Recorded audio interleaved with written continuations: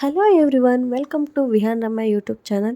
ಇವಾಗ dry fruits laddu ಮಾಡೋಣ ಅಂದ್ಬಿಟ್ಟು ಮಾಡ್ತಿದ್ದೀನಿ. ನಾನು ಇದಕ್ಕೆ ಎಳ್ಳು, ಅಂಜೂರ, ಕಡಲೆ ಬೀಜ, ಒಣದ್ರಾಕ್ಷಿ, ಪಂಪ್ಕಿನ್ ಸೀಡ್ಸ್, ಸನ್ಫ್ಲವರ್ ಸೀಡ್ಸ್, ಬಾದಾಮಿ, ಗೋಡಂಬಿ, ಗಸಗಸೆ, ಪಿಸ್ತಾ, ಅಗಸೆ ಬೀಜ ಮತ್ತು ಖರ್ಜೂರ ಇಷ್ಟನ್ನು ತಗೊಂಡು ಒಂದೊಂದಾಗಿ ನಾನು ಫ್ರೈ ಮಾಡ್ಕೋತಾ ಇದ್ದೀನಿ. ಕ್ವಾಂಟಿಟಿಲಿ ಅಷ್ಟೇ ತಗೋಬೇಕು, ಇಷ್ಟೇ ತಗೋಬೇಕು ಅಂತ ಏನಿಲ್ಲ.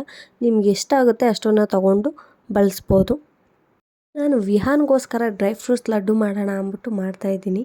ಏನಕ್ಕೆ ಮಕ್ಕಳಿಗೋಸ್ಕರ ನಾವು ದಿನನಿತ್ಯ ಉಪಯೋಗಿಸಬೇಕು ಅನ್ನೋದಾದರೆ, ಆರೋಗ್ಯ ಚೆನ್ನಾಗಿರುತ್ತೆ, ಕೊಲೆಸ್ಟ್ರಾಲ್ ಮಟ್ಟವನ್ನು ಕಾಪಾಡಿಕೊಳ್ಳುತ್ತದೆ, ರಕ್ತದ ಒತ್ತಡ ನಿಯಂತ್ರಿಸುತ್ತದೆ ಹಾಗೂ ರೋಗ ನಿರೋಧಕ ಶಕ್ತಿಯನ್ನು ಬಲಪಡಿಸುತ್ತದೆ. ಇದರಲ್ಲಿ ಒಮೆಗಾ 3 ಕೊಬ್ಬಿನ ಆಮ್ಲಗಳಿವೆ. ವಿಟಮಿನ್ ಎ ಆ್ಯಂಡ್ ಕ್ಯಾಲ್ಶಿಯಂ ಸಮೃದ್ಧವಾಗಿದೆ. ವಿಟಮಿನ್ ಎ ನಿಮ್ಮ ಮಗುವಿನ ಆರೋಗ್ಯಕರ ದೃಷ್ಟಿಯನ್ನು ಬಲಪಡಿಸುತ್ತದೆ ಹಾಗೂ ಸಹಾಯ ಮಾಡುತ್ತದೆ ಮತ್ತು ಕ್ಯಾಲ್ಶಿಯಂ ಅವರ ಮೂಳೆಗಳನ್ನು ಅಭಿವೃದ್ಧಿಪಡಿಸಲು ಹಾಗೂ ನಿರ್ವಹಿಸಲು ಸಹಾಯ ಮಾಡುತ್ತದೆ.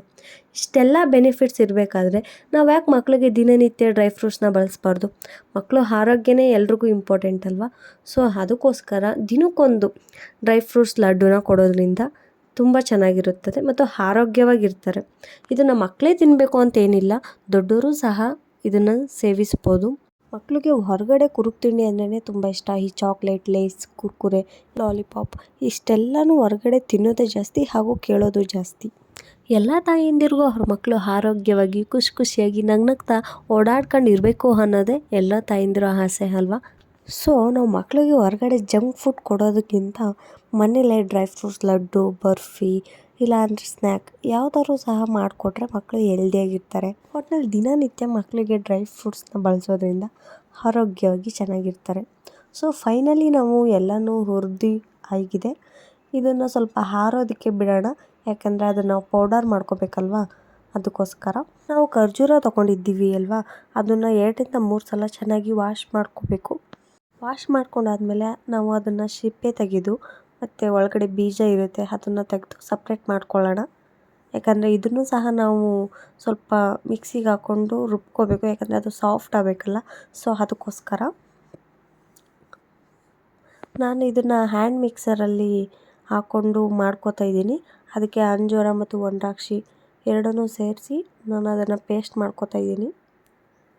ನೀವು ಬೇಕು ಅಂದರೆ ಮಿಕ್ಸಿ ಜಾರಲ್ಲೂ ಹಾಕ್ಕೊಂಡು ಅದನ್ನು ಪೇಸ್ಟ್ ಮಾಡ್ಕೋಬೋದು. ನಾನು ಹ್ಯಾಂಡ್ ಮಿಕ್ಸರ್ ಇರೋದ್ರಿಂದ ನಾನು ಅದರಲ್ಲೇ ಪೇಸ್ಟ್ ಮಾಡಿಕೊಂಡೆ. ಸೊ ನಾವೆಲ್ಲನೂ ಹುರಿದಿಟ್ಕೊಂಡಿರೋದು ತಣ್ಣಗಾಗಿತ್ತು. ಫೈನಲಿ ನಾನು ಅದನ್ನು ಪೌಡರ್ ಮಾಡ್ಕೋತಾ ಇದ್ದೀನಿ. ನಮ್ಮ ವಿಹಾನ್ಗೆ ಮಧ್ಯ ಡ್ರೈ ಫ್ರೂಟು ಹಾಗೆ ಸಿಗೋದ್ರಿಂದ ತಿನ್ನಲ್ಲ. ಸೊ ಅದಕ್ಕೋಸ್ಕರ ನಾನು ಫೈನ್ ಪೌಡ್ರ್ ಮಾಡ್ಕೊಂಡಿದ್ದೀನಿ. ನೀವು ಬೇಕಿದ್ರೆ ಡ್ರೈ ಫ್ರೂಟ್ಸ್ ಸಿಗೋ ಥರನೇ ಪೌಡ್ರ್ ಮಾಡ್ಕೊಳ್ಳಿ.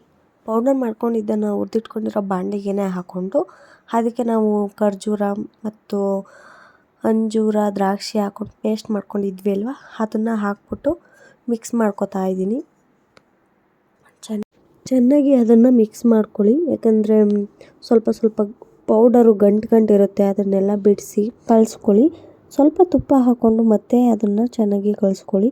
ಜಾಸ್ತಿ ತುಪ್ಪ ಹಾಕೋಕೆ ಹೋಗ್ಬಿಡಿ, ಯಾಕಂದರೆ ಆಮೇಲೆ ಅದು ಎಣ್ಣೆ ಥರ ಆಗಿಬಿಡುತ್ತೆ. ಯಾಕೆಂದರೆ ನಾವು ಡ್ರೈ ಫ್ರೂಟ್ಸಲ್ಲಿ ಬಾದಾಮಿ ಮತ್ತು ಸನ್ಫ್ಲವರ್ನ ಬಳಸಿದ್ದೀವಿ, ಅದನ್ನೇ ಎಣ್ಣೆ ಬಿಡುತ್ತೆ. ನಾವು ಇನ್ನೂ ತುಪ್ಪ ಜಾಸ್ತಿ ಹಾಕ್ಕೊಂಡ್ರೆ ಫುಲ್ ಆಯ್ಲಿ ಥರ ಉಂಡೆ ಆಗಿಬಿಡುತ್ತೆ. ಸೊ ಅದ್ರ ಬದಲು ನಾವು ಲೈಟಾಗಿ ತುಪ್ಪ ಹಾಕ್ಕೊಂಡ್ರೆ, ಅಂದರೆ ಕೈಗೆ ಅಂಟ್ಕೋಬಾರ್ದು ಅನ್ನೋದಕ್ಕೋಸ್ಕರ ತುಪ್ಪ ಹಾಕ್ಕೊಂಡು ಕಲಿಸ್ಕೋಬೇಕಷ್ಟೇ. ಫೈನಲಿ ಲಡ್ಡು ರೆಡಿ ಆಯಿತು. ನಾನು ಬಾಕ್ಸ್ಗೆ ಹಾಕಿ ಎತ್ತಿಡ್ತಾ ಇದ್ದೀನಿ. ನೀವು ಬೇಕಿದ್ರೆ ಗ್ಲಾಸ್ ಕಂಟೈನರ್ ಬರುತ್ತೆ, ಅದಕ್ಕೆ ಹಾಕಿ ಎತ್ತಿಟ್ಕೊಂಡು ಡೈಲಿ ಒಂದು ಚೆನ್ನಾಗಿದೆಯಾ?